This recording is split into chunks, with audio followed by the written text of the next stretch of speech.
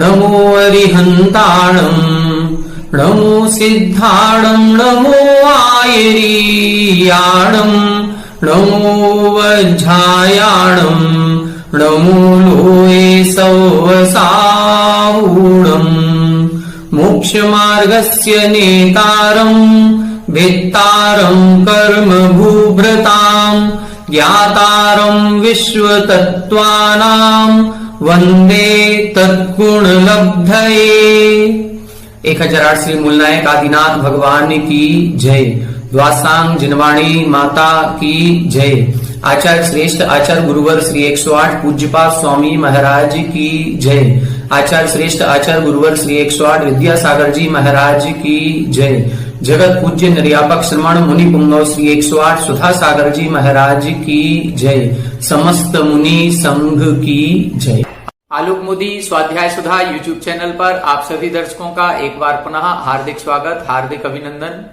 पूज्यवर आचार्य पूज्यपाद स्वामी जी द्वारा विरचित श्री सर्वार्थ सिद्धि ग्रंथराज की स्वाध्याय श्रृंखला में पिछली कक्षा में हमने 5वें अध्याय का स्वाध्याय करना प्रारंभ किया था।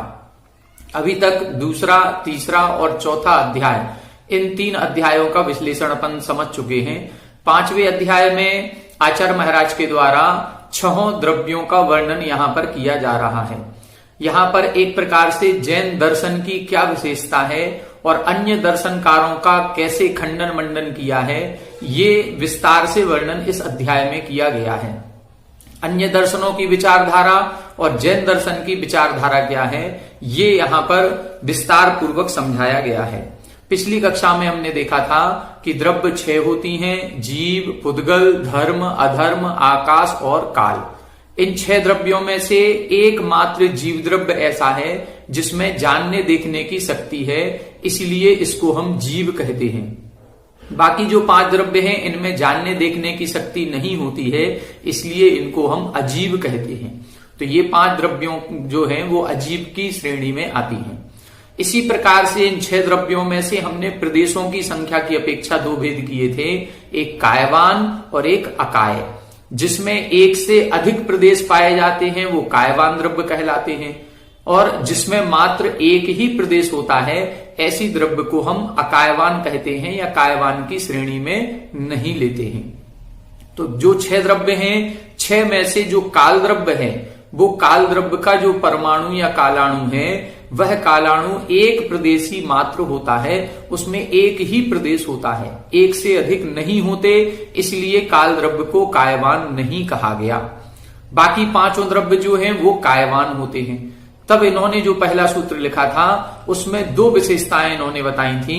ऐसे द्रव्य छांटे 6 में से जो अजीब भी हों और कायवान भी हों। अजीब द्रव्य 6 में से 5 हैं और कायवान द्रव्य भी 6 में से 5 हैं, लेकिन हमें ऐसे द्रव्य चाहिए जो अजीब भी हों और कायवान भी हों, दोनों विशेषताएं जिनमें पाई जाएं।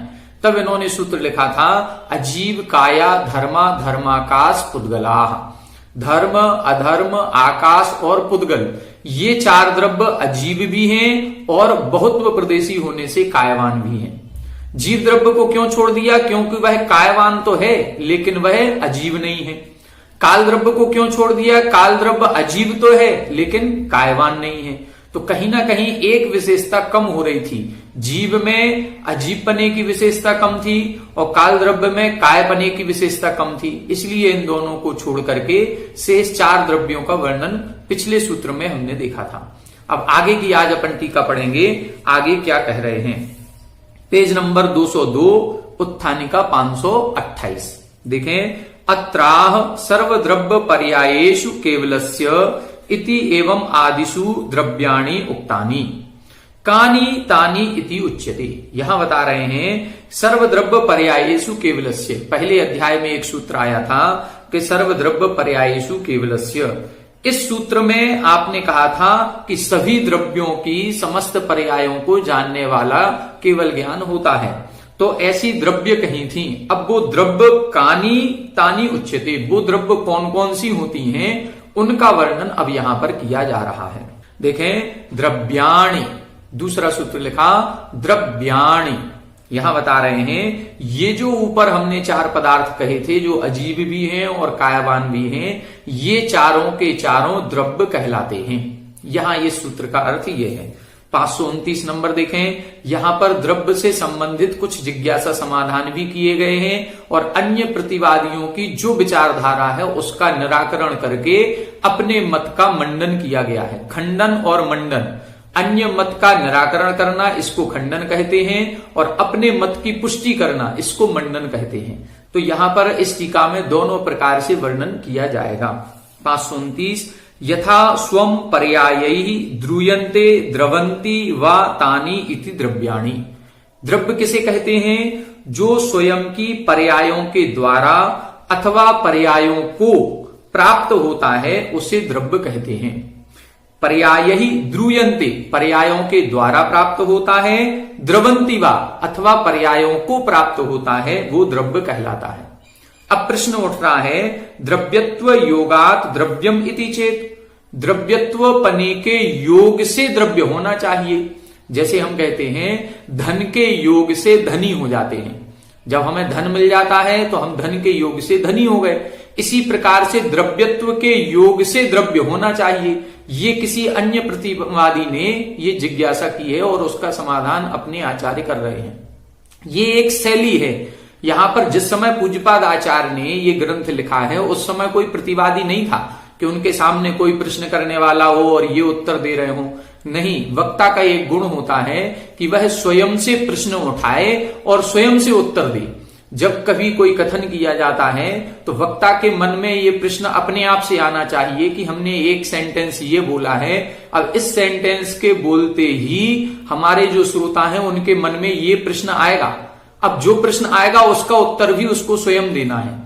तो स्वयं प्रश्न कर रहे हैं और स्वयं उत्तर दे रहे हैं और अन्य प्रतिवादियों की तरफ से प्रश्न करते हैं और स्वयं की ओर से उत्तर देते हैं। तो यहां पर अब प्रश्न क्या किया कि द्रव्यत्व के योग से द्रव्य मानना चाहिए। तब इधर लिख रहे हैं ना, ऐसा नहीं मानना चाहिए। क्यों नहीं मानना चाहिए? क्योंकि उभय असिद्धे, क्योंकि इससे तो दोनों की असिद्धि हो जाएगी। ना तो द्रव्यत्व पना रहेगा और न द्रव्य रहेगा, दोनों की असिद्धि हो जाएगी। अब कैसे हो जाएगी बता रहे हैं, यथा दंड दंडिनोर योगो भवति पृथक सिद्धयोः न च तथा द्रव्य द्रव्यत्वे पृथक सिद्धे स्तः।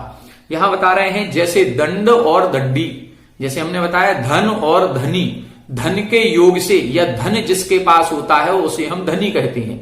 इसी प्रकार से एक व्यक्ति है जिसके हाथ में डंडा है तो डंडा को कहेंगे दंड और जिसके हाथ में है उसको कहेंगे दंडी।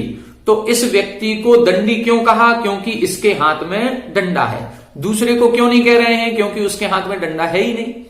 तो दंड के योग से दंडी होता है। यदि हम ऐसा मानेंगे तो इसमें तो दोनों चीजें अलग अलग हैं। दंड अलग है और एक दंड को धारण करने वाला एक व्यक्ति अलग है। दो अलग अलग वस्तुएं थी तो दोनों के संयोग से ये संबंध तो बन गया। लेकिन न च तथा द्रव्य द्रव्यत्व पृथक सिद्धे स्तः, लेकिन द्रव्य और द्रव्यत्व के संबंध में ये दो पृथक पृथक चीजें हैं ही नहीं। द्रव्य अलग हो, द्रव्यत्व अलग हो और फिर दोनों का संयोग हुआ हो तब द्रव्य बना हो, ऐसा हमारे जैन दर्शन में नहीं है। यदि अपृथक सिद्धियोः अपि योगः स्यात् आकाश कुसुमस्य प्रकृत पुरुषस्य द्वितीय शिरसश्च योगः स्यात् इति। अब क्या कह रहे हैं कि हमारे जैन दर्शन में द्रव्य और द्रव्यत्व दो अलग अलग वस्तुएं नहीं हैं जिससे हमने दोनों का संयोग करके इसको द्रव्य कहा हो। यदि आप ऐसा मानते हो, क्या लिख रहे हैं, यदि अपृथक सिद्धियों अपि, यदि दोनों अलग अलग नहीं हैं ऐसा बताने के बाद भी आप योगः स्यात् एक मानते हो और उनको दोनों को अलग अलग घोषित करके और फिर दोनों के संयोग से द्रव्य मान रहे हो, तो आकाश कुसुमस्य और प्रकृत पुरुषस्य द्वितीय शिरसश्च, फिर तो आप आकाश का फूल मानो। अब आकाश का फूल, आकाश में फूल होते हैं क्या? नहीं होते। लेकिन जो चीज नहीं होती फिर भी आप मान रहे हो तो आप आकाश का फूल भी मान सकते हो, फिर आप बंध्या स्त्री के पुत्र भी मान सकते हो, फिर आप गधे के सींग भी मान सकते हो, फिर आप द्वितीय शिरसश्च, फिर तो आप एक मनुष्य के दो सिर भी मान लो। अब आप जो चीज है ही नहीं फिर भी उसको मानने की कहोगे तो फिर आप तो मन मर्जी के हो गए, और मन मर्जी के होने पर आप कुछ भी मान सकते हो। फिर ऐसे व्यक्ति की कोई भी बात स्वीकार नहीं होती, प्रमाण सिद्ध नहीं होती। इसीलिए लिख दिया यदि अपृथक सिद्धि हो अपि, यदि ये दोनों की अपृथक सिद्धि हो गई, अर्थात दोनों अलग अलग नहीं है, ये सिद्ध होने पर भी आप अलग अलग मान रहे हो, तो आप तो उसी व्यक्ति की तरह हो जाओगे। अथ पृथक सिद्धि अभ्युपगम्यते, और यदि पृथक सिद्धि मानते हो तो द्रव्यत्व कल्पना निरर्थका। यदि आप अलग अलग मान रहे हो तो द्रव्यत्व की जो आपने उपस्थिति मानी है ये तो निरर्थक है, क्योंकि द्रव्य के अंदर ही द्रव्यत्व पाया जाता है। द्रव्यत्व अलग से कोई पदार्थ है ही नहीं। जैसे दंड और दंडी, दंड एक अलग से पदार्थ है, लेकिन यहां तो द्रव्य के अंदर ही द्रव्यत्व होता है। मनुष्य के अंदर ही मनुष्यत्व पाया जाएगा, अग्नि के अंदर ही उष्णत्व पाया जाएगा। अग्नि अलग कर दें और उष्णत्व अलग कर दें, ये हो ही नहीं सकता। इसीलिए इधर लिखा कि अथ पृथक सिद्धि अभ्युपगम्यते द्रव्यत्व कल्पना निरर्थका। यदि आप अलग से सिद्ध करते हो तो भी द्रव्यत्व पने की कल्पना करना ही व्यर्थ है। अब फिर प्रश्न किया उधर से, गुण समुदायो द्रव्यमिति चेत, गुणों के समूह को हम द्रव्य कहें तो इधर लिख रहे हैं तत्रापि गुणानाम समुदायस्य च भेद अभावे तत्व्यपदेशो न उपपद्यते। गुणों के समूह को कहेंगे तो भी ये नहीं बनेगी, क्योंकि गुणों का और समुदाय का ये दोनों में भी वही स्थिति बन जाएगी जो ऊपर कही हुई स्थिति बनी थी। तत्र व्यपदेशो न उपपद्यते, उसका भी कथन उत्पन्न नहीं होगा। भेद अभ्युपगमे च पूर्वोक्त एव दोषः, यदि हम भेद कहेंगे कि गुणों के समूह से द्रव्यत्व बनता है, तो गुणों का समूह, समूह शब्द एक अलग से कहां से ले आया, तो इस तरह से पूर्वोक्त एव दोषा, उसमें भी वही दोष आ जाएगा जो द्रव्य और द्रव्यत्व पने में आ गया है। अब ननु गुणान द्रवंती गुण ही वा द्रूयन्ते इति विग्रहे अपि साएव दोषिति चेत। अब दूसरा व्यक्ति कह रहा है हम लोग क्या मानते हैं, हम लोगों को का मानना यह है जैनागम का कि जैसे ऊपर लिखा था पर्याय ही द्रूयन्ते द्रवंती वा, जो पर्यायों के द्वारा प्राप्त होता है या पर्यायों को प्राप्त होता है वो द्रव्य है। इसी प्रकार से हम गुणों के द्वारा जो प्राप्त होता है या गुणों को प्राप्त होता है उसे द्रव्य कहते हैं। तो हमारे जैनागम की अपेक्षा से जो द्रव्य की परिभाषा बनेगी वो गुणों के द्वारा अथवा गुणों को जो प्राप्त होता है वो द्रव्य कहलाता है। तो अब वो सामने वाला हमारे ऊपर प्रश्न कर रहा है कि यदि हमने कह दिया कि गुणों के समुदाय को द्रव्य कहते हैं तो आपने इसमें दोष लगा दिया, तो फिर आपका जो लक्षण है कि गुणों के द्वारा या गुणों को जो प्राप्त होता है वो द्रव्य है, इसमें भी तो दोष है। तब इधर लिख रहे हैं न, ऐसा नहीं है। क्यों नहीं है? क्योंकि कथंचित भेद अभेद उपपत्ते तत् व्यपदेश सिद्धि, क्योंकि ये जो हमने अपना लक्षण बनाया है कि गुणों के द्वारा या गुणों को जो प्राप्त होता है उसे द्रव्य कहते हैं, यहां पर भेद कल्पना भी है और अभेद कल्पना भी है, दोनों की सिद्धि यहां पर हो जाती है। कथंचित भेद है मतलब गुण अलग हैं द्रव्य अलग है, और कथंचित अभेद है गुण ही द्रव्य बन जाते हैं या द्रव्य ही गुण बन जाता है। इन दोनों में अभेद भी है और भेद भी है, दोनों प्रकार से कथन हो जाता है, इसलिए यहां पर सिद्ध हो जाता है कि यह लक्षण सही है। व्यतिरेकेण अनुपलब्धे अभेदा, यहां बता रहे हैं व्यतिरेकेण अनुपलब्धे, व्यतिरेकी होने से अनुपलब्धि होती है, इसलिए तो अभेद है। क्या मतलब? व्यतिरेकी का मतलब होता है, दो शब्द होते हैं अन्वय और व्यतिरेक। अन्वय का मतलब क्या होता है? अन्वय का मतलब है जिसके बिना जो चीज नहीं होती, जहां जहां ये होगा वहां वहां ये भी होगा, इसको बोलते हैं अन्वय। जैसे यत्र यत्र धूमाः तत्र तत्र वह्नि, जहां जहां धुआं है वहां वहां अग्नि होगी ही होगी, इसको बोलते हैं अन्वय। अन्वय का मतलब धुएं के होने पर अग्नि का होना निश्चित हो गया, इसको बोलेंगे अन्वय। तो जहां जहां धुआं है वहां वहां अग्नि है, जहां जहां ज्ञान दर्शन है वहां वहां जीव है, ये अन्वय। और व्यतिरेक किसे कहते हैं? जहां जहां अग्नि नहीं है वहां वहां धुआं भी नहीं है, जहां जहां अग्नि नहीं है वहां वहां धुआं भी नहीं है। एक बार हो सकता है कि अग्नि तो हो और धुआं ना हो, लेकिन ऐसा कभी नहीं होगा कि धुआं तो है और अग्नि ना हो, ऐसा कभी नहीं होगा। धुआं है तो अग्नि होगी ही होगी, बस इसको बोलते हैं अन्वय व्यतिरेक। तो यहां व्यतिरेकेण अनुपलब्धे अभेदा, व्यतिरेकी होने से तो अनुपलब्धि होने पर अभेद हो जाएगा, अर्थात दोनों एक रूप हो जाएंगे। अभेद का मतलब दोनों एक रूप होना, जहां जहां ज्ञान दर्शन है वहां वहां जीवत्व है ही है। जहां जीवत्व नहीं है वहां वहां ज्ञान दर्शन भी नहीं है। तो जहां जहां ज्ञान दर्शन है वहां जीवत्व है, ये हो गया अन्वय। और जहां जहां जीवत्व नहीं है वहां वहां ज्ञान दर्शन भी नहीं है, इसको बोलेंगे व्यतिरेक। व्यतिरेक में निगेटिव बात आएगी इस तरह से। संज्ञा लक्षण प्रयोजनादि भेदात भेद इति, तो इधर अभी तो अभेद की बात बता दी कि जहां जहां ज्ञान दर्शन है वहां वहां जीव होगा ही होगा, जहां जहां द्रव्य है वहां वहां गुण होंगे ही होंगे, बिना गुण के द्रव्य नहीं और बिना द्रव्य के गुण नहीं। ये तो हो गया अन्वयपना। और दूसरा कह रहे हैं कि संज्ञा लक्षण और प्रयोजन आदि के भेद से इनमें भेद भी है। क्यों? क्योंकि ज्ञान दर्शन में और आत्मा में, इन दोनों में क्या अंतर लगाया जाए? इनमें यह अंतर लगाया जाएगा कि आत्मा द्रव्य है, ज्ञान दर्शन उसका गुण है। तो दोनों में लक्षण की अपेक्षा भी अंतर है और उनके संज्ञा की अपेक्षा भी लक्षण है। ज्ञान दर्शन को हम आत्मा नहीं कहते, ज्ञान दर्शन को हम गुण कहते हैं और आत्मा को आत्मा कहेंगे। तो आत्मा कहना ये द्रव्य है, ज्ञान दर्शन कहना ये गुण है। दोनों के लक्षण अलग अलग होते हैं। तो संज्ञा लक्षण प्रयोजन आदि के भेद से इन दोनों में भेद भी होता है। प्रकृता धर्मादयो वहवाह तत्समानाधिकरण्यात् बहुत्व निर्देशा। यहां बता रहे हैं आपने जो सूत्र लिखा द्रव्याणि, यहां पर ये बहुवचन लिखा है। तो ये बहुवचन क्यों लिखा? तो लिख रहे हैं प्रकृता धर्मादयो वहवाह, जो धर्म अधर्म आकाश पुद्गल काल जीव ये जितने कहे गए हैं ये बहुत हो गए। ये एक से अधिक होने पर समान अधिकरण्यात्, समान अधिकार होने से यहां पर बहुत्व निर्देश किया है, बहुवचन में निर्देश किया है। नहीं तो द्रव्यम द्रव्ये द्रव्याणि, तो द्रव्यम एक वचन में लिखते तो द्रव्यम हो जाता। लेकिन धर्म भी द्रव्य है, अधर्म भी द्रव्य है, काल भी द्रव्य है, पुद्गल भी द्रव्य है, जीव भी द्रव्य है, इन सबको द्रव्य बताना है, इसलिए यहां पर बहुत्व निर्देश किया है।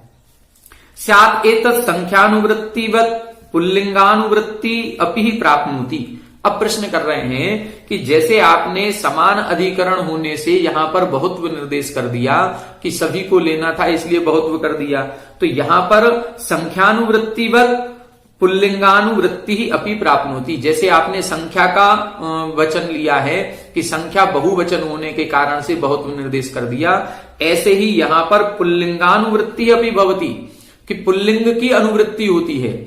धर्म अधर्म आकाश पुद्गलाह, ये तो आपने पुल्लिंग में लिखा है, और द्रव्याणि ये आपने नपुंसकलिंग में लिखा है। तो आपने धर्म अधर्म आकाश पुद्गलाह ये जब पुल्लिंग में लिखा था तो यहां पर द्रव्याणि को पुल्लिंग में लिखते और यहां पर लिखते द्रव्याह।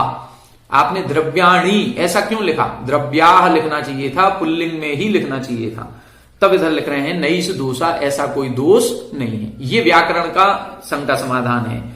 आविष्ट लिंगा शब्दा न कदाचित लिंगम व्यभिचरंती। यहां पर बता रहे हैं कि जिस शब्द को जो लिंग प्राप्त हो जाता है वो अपने लिंग का कभी उल्लंघन नहीं करता। व्याकरण में जब आप लोग पढ़ेंगे तो एक लिंगानुशासन नाम का एक प्रकरण अलग है और उसमें कौन सा शब्द किस लिंग में चलेगा उसको पहले से ही व्यवस्थित कर दिया गया है।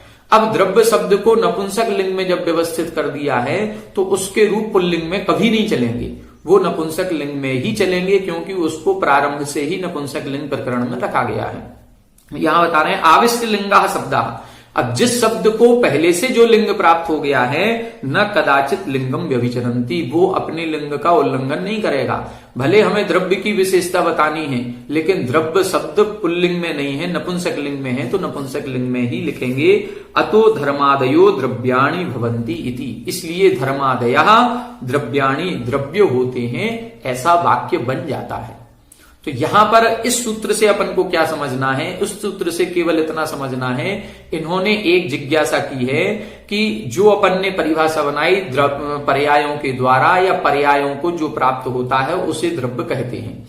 इन्होंने प्रश्न किया था कि द्रव्यत्व के योग से द्रव्य मानना चाहिए, तब अपन ने उसका समाधान दिया कि द्रव्यत्व कोई अलग पदार्थ नहीं है कि जिसके संयोग से हम द्रव्य माने।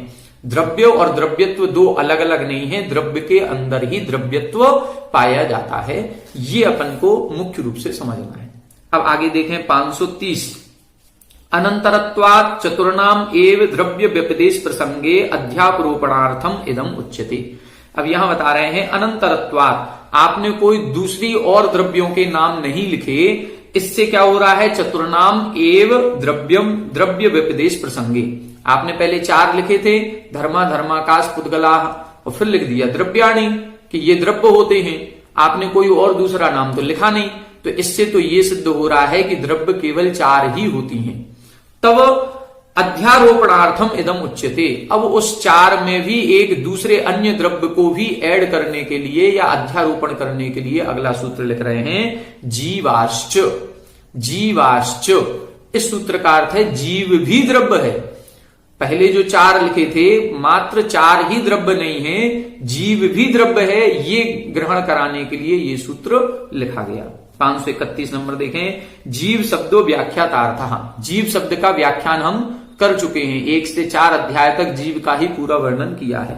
बहुत्व निर्देशो व्याख्यात भेद प्रतिपत्त्यर्थः, जीवा, यहां ये जो शब्द लिखा है सूत्र में जीवाश्च, तो ये जो बहुवचन में लिखा है, तो बहुत्व निर्देशो, इसको बहुवचन में क्यों लिखा, व्याख्यात भेद प्रतिपत्त्यर्थः, इसके जो हम भेदों का कथन कर चुके हैं, उन सभी भेदों का ग्रहण करने के लिए, संसारी जीव, मुक्त जीव, त्रस जीव, स्थावर जीव, 2 इंद्रिय, 3 इंद्रिय, 4 इंद्रिय, 5 इंद्रिय, सभी का ग्रहण करने के लिए इधर बहुत्व का निर्देश किया है।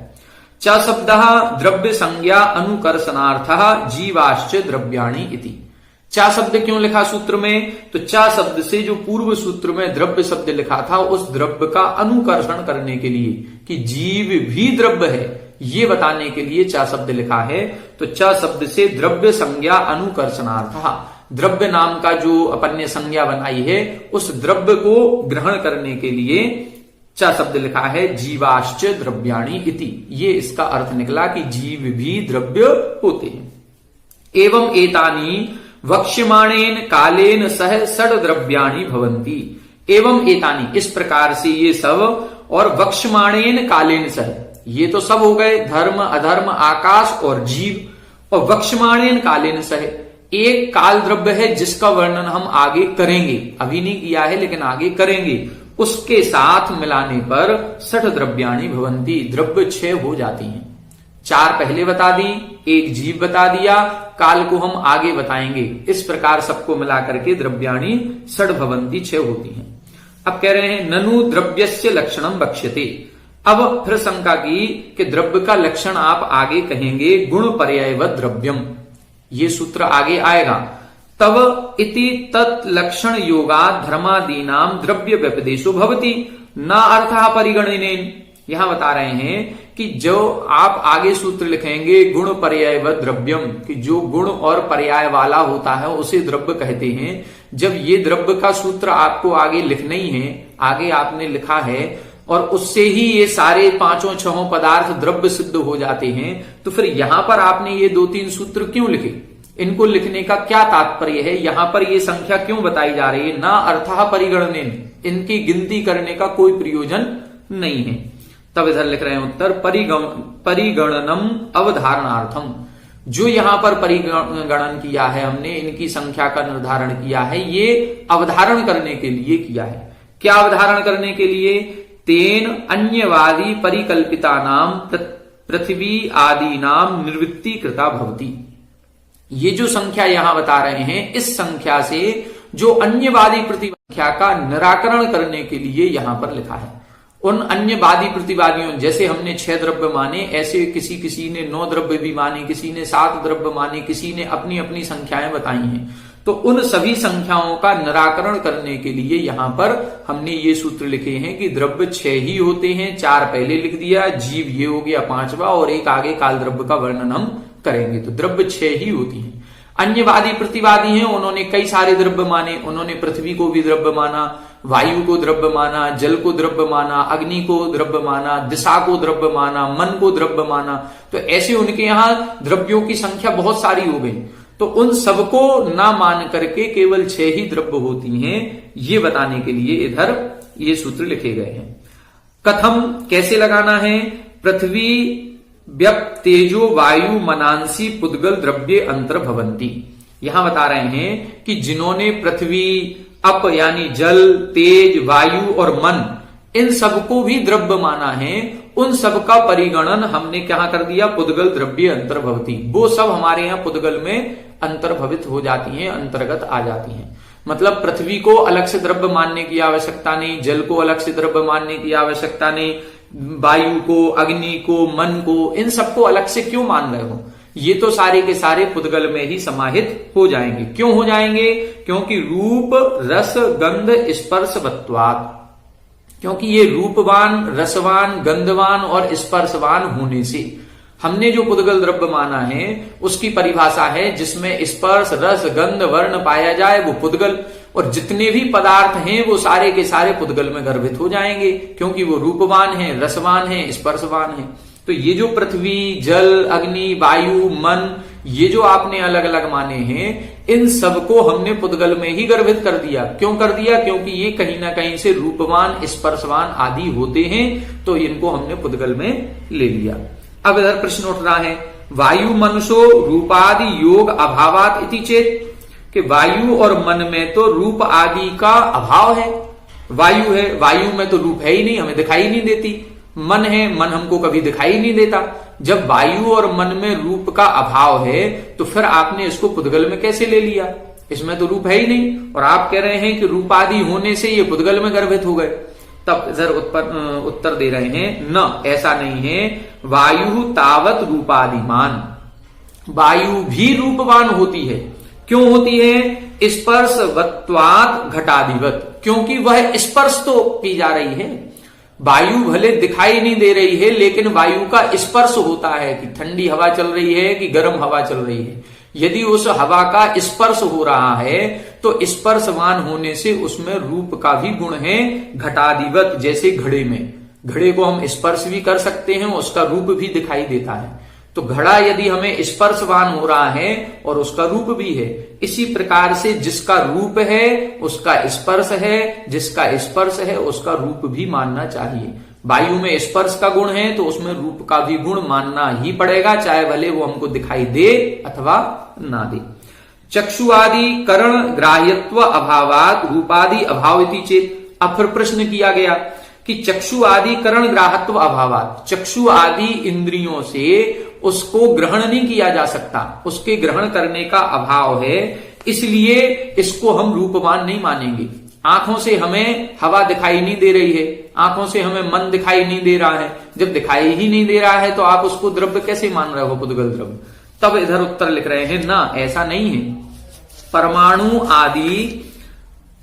परमाणु आदिशु अति प्रसंगः स्यात्, क्योंकि यदि ऐसा मानेंगे कि चक्षु इंद्री से जो दिखाई दे वही द्रव्य मानोगे तो फिर तो परमाणु आदि अति प्रसंगा, फिर तो परमाणु को तो हम कभी देख ही नहीं पाते हैं। चक्षु इंद्री से परमाणु को कभी नहीं देखा जा सकता, और जब नहीं देखा जाएगा तो फिर परमाणु को द्रव्य कैसे कहोगे? परमाणु जबकि पुद्गल द्रव्य है तो फिर तो अति प्रसंग आ जाएगा।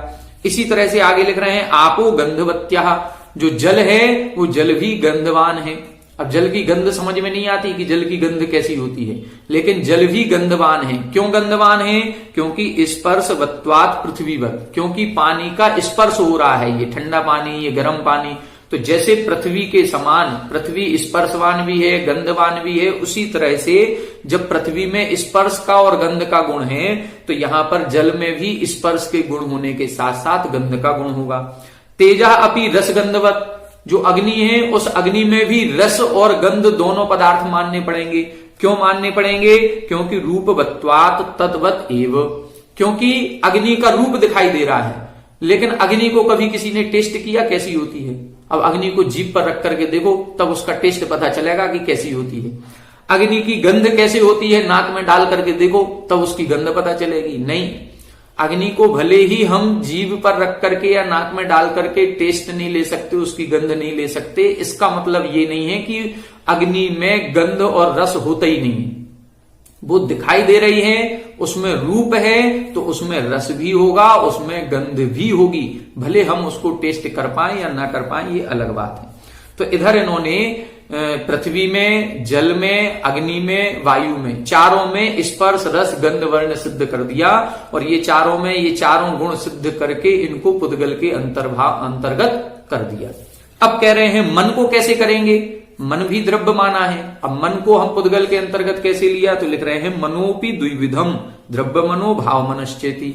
मन जो है वो दो प्रकार का होता है, द्रव्य मन और भाव मन। तत्र भाव मनो ज्ञानम, उसमें भाव मन क्या कहलाता है? जो 9 इंद्रिया वर्ण कर्म का क्षयोपशम आत्मा में प्राप्त होता है उसको भाव मन कहते हैं। तो भाव मन कहां है? वो तो आत्मा में है। तस्य जीव गुणत्वात् आत्मनि अंतर्भावः, इसलिए उसको हम आत्मा में अंतर्भाव करेंगे। तो मन के हमने दो भेद किए, द्रव्य मन और भाव मन। तो भाव मन तो क्षयोपशम रूप है और क्षयोपशम आत्मा में होता है, इसलिए हमने भाव मन को जीव द्रव्य के अंतर्गत ले लिया। तो भाव मन को अलग से मानने की जरूरत नहीं है, भाव मन जीव द्रव्य में अंतर्भाव हो गया। द्रव्य मनश्च रूपादि योगात् पुद्गल द्रव्य विकारा, और जो द्रव्य मन है वो दिखाई देता है, रूप रस गंध स्पर्श वाला है, इसलिए वो पुद्गल द्रव्य के अंतर्गत ग्रहण हो जाएगा। पुद्गल द्रव्य विकारा, वो पुद्गल द्रव्य का विकार हो गया। रूपादिवत मनः ज्ञानोपयोग करणत्वात् चक्षु इंद्रियवत, रूपादिवान मन होता है क्योंकि ज्ञानोपयोग करणत्वात्, क्योंकि उस द्रव्य मन से ज्ञान का साधन बनता है, ज्ञान ग्रहण करते हैं या ज्ञान का करणपना आ जाता है। जैसे चक्षु इंद्री हमें ज्ञान करने में सहकारी होती है, इसी प्रकार से द्रव्य मन भी ज्ञान करने में सहकारी होता है। तो जैसे चक्षु इंद्री रूपवान है, इसी तरह से मन भी रूप आदिमान हो जाएगा, पुद्गल द्रव्य के अंतर्गत हो जाएगा। अब प्रश्न फिर किया, ननु अमूर्ते अपि शब्दे ज्ञानोपयोग करणत्व दर्शनात् व्यभिचारी हेतु इति चेत।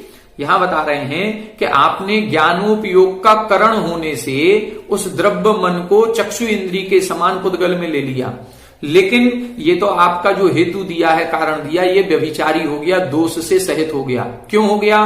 क्योंकि शब्द अमूर्तिक है और उस शब्द के द्वारा भी हमको ज्ञान मिलता है। तो जब शब्द के द्वारा ज्ञान मिलता है और शब्द अमूर्तिक है, तो फिर आपने यहां पर ज्ञान मिलता है, जिन जिन वस्तुओं से ज्ञान मिलेगा वो सब मूर्तिक हो जाएंगे, ऐसा आपने कैसे हेतु बना दिया कि ज्ञान तो हमें पुद्गल द्रव्य के द्वारा भी होता है, ज्ञान तो हमें द्रव्य मन के द्वारा भी होता है, तो इसलिए द्रव्य मन हमारा पुद्गल में चला जाएगा। ये आपका हेतु ठीक नहीं है। तो अब इधर लिख रहे हैं, ना ऐसा नहीं है। तस्य पौद्गलित्वान् मूर्तिमत्व उपपत्तेः, जिस शब्द को आप अमूर्तिक कह रहे हो वो शब्द भी पौद्गलिक होने से मूर्तिमान ही है।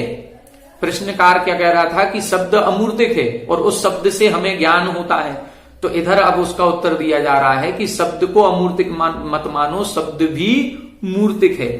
अब आगे देखें, आगे बता रहे हैं, ननु यथा परमाणु नाम रूपादि मत कार्यम दर्शनात् रूपादि मत्वम न तथा वायु मनसु रूपादि सत कार्यम दृश्यते इति चेत। अब फिर पुनः प्रश्न किया कि जैसे परमाणु नाम परमाणुओं के रूपादि मान होने से रूपवान आदि कार्य देखे जाते हैं, वैसे न तथा वायु मनसु रूपादि सत्कार्यम दृश्यते, वायु और मन का रूपादि कार्य नहीं देखा जाता।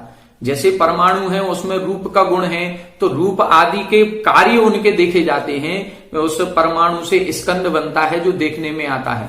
लेकिन यहां पर जो वायु और मन है, यदि इनमें रूप का गुण है तो ये देखने में क्यों नहीं आते?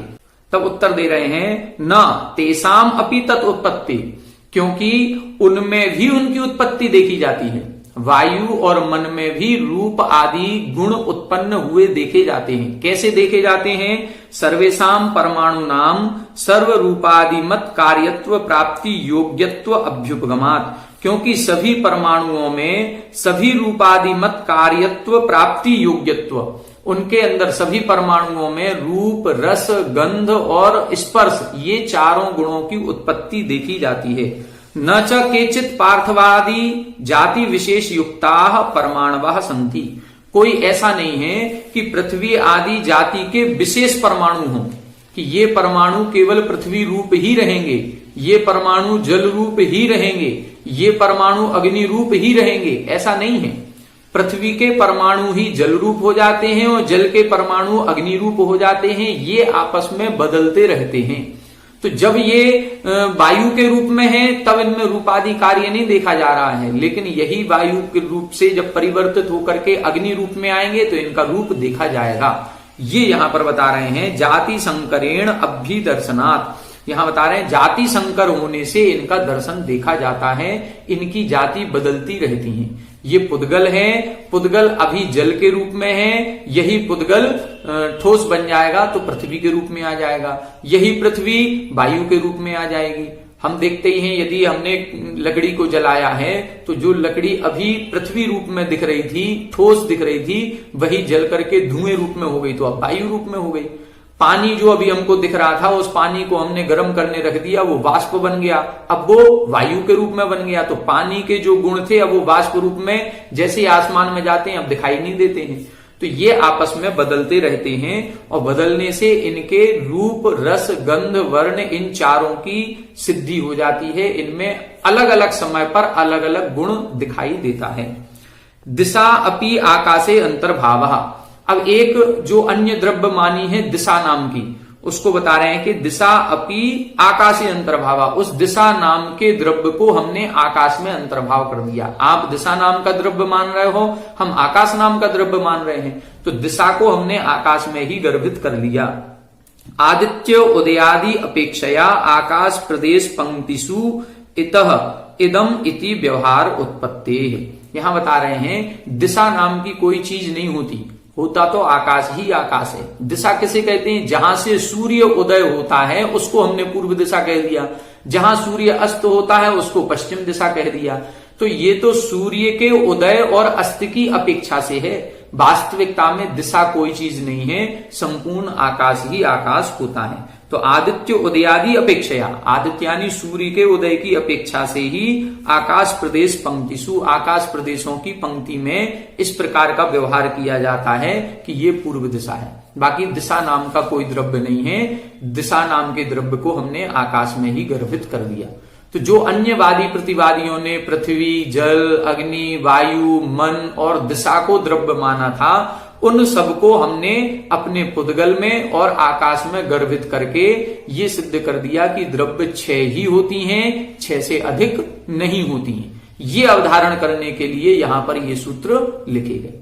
अब आगे और इन द्रव्यों की क्या विशेषताएं हैं, इनको अपन आगे के सूत्रों में पढ़ेंगे। आज की कक्षा में इतना ही।